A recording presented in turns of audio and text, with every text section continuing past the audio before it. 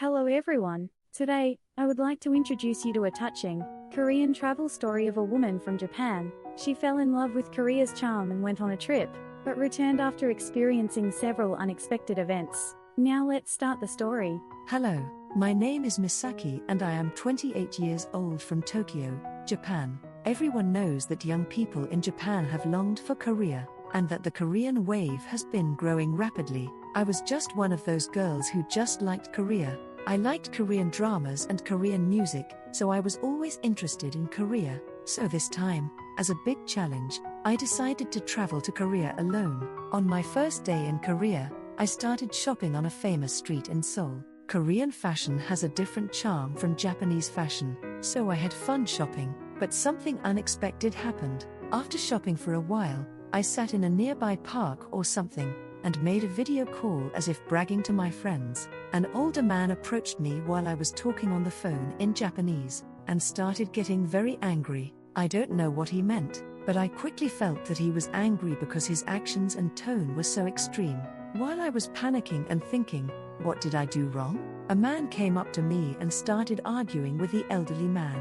The man who was arguing with the elderly person took my side and resolved the situation. It turned out that he had bad feelings about the Japanese, because his grandfather was killed by the Japanese when he was young. Fortunately, thanks to the man, I was able to escape the crisis, and the man apologized to me. At that time, I felt the consideration of Koreans deep in my heart. I was confused as the complex history of Japan and Korea passed by quickly, but his warm consideration gently wrapped my heart. Afterwards, we went to a nearby cafe to drink tea and talk, and he advised me that I should be familiar with Korean history, and although not now, in the past there were many elderly people who had negative feelings toward Japan, and he said that he understood their situation. His heartfelt words motivated me to gain a deeper understanding of Korean culture. This small incident was just the beginning of my trip to Korea. After that, I visited many famous places in Korea and enjoyed my solo trip. One day, I was having dinner alone at a small restaurant in Mangdong.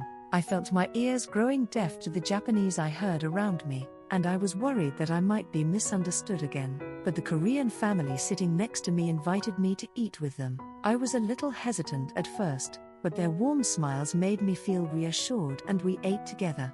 During the meal, the family explained to me the origins and meaning of various Korean foods, and we became closer as we talked about culture. At the end of the meal, they recommended several places to me.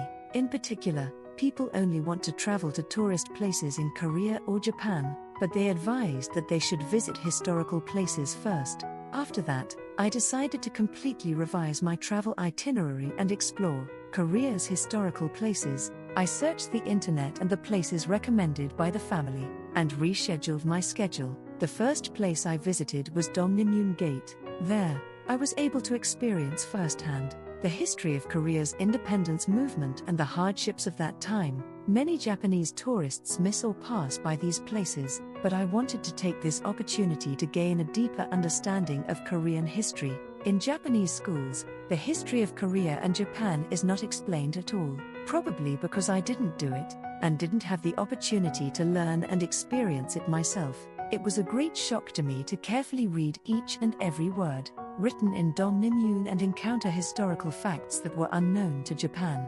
After that experience, I not only enjoyed Korean culture, I realized that it is important to understand the pain that Koreans have, and to respect their pride in it. And the place I visited the next day was the Sodaemun Prison History Museum. Although the place was far from an ordinary tourist destination, it was a place that vividly showed the painful history of Korea that I wanted to know. Seeing the traces and lives of the independence activists of the time left behind here and there made my heart heavy, and at the same time, I felt a strong sense of respect. A Korean couple who were viewing the exhibition together saw me and came up to me and kindly explained it to me. Listening to their explanations, I was able to understand a little more the trials and tribulations that Koreans had to go through. As we were leaving the history museum, the couple said something to me. As a Japanese person, this place will remain in my heart even more. And as a Japanese person, I am grateful for your courage in visiting. Their words left me with deep thoughts. Every time I felt Korea's warm consideration, I learned that Korea is not just a travel destination, but a country with a deep history.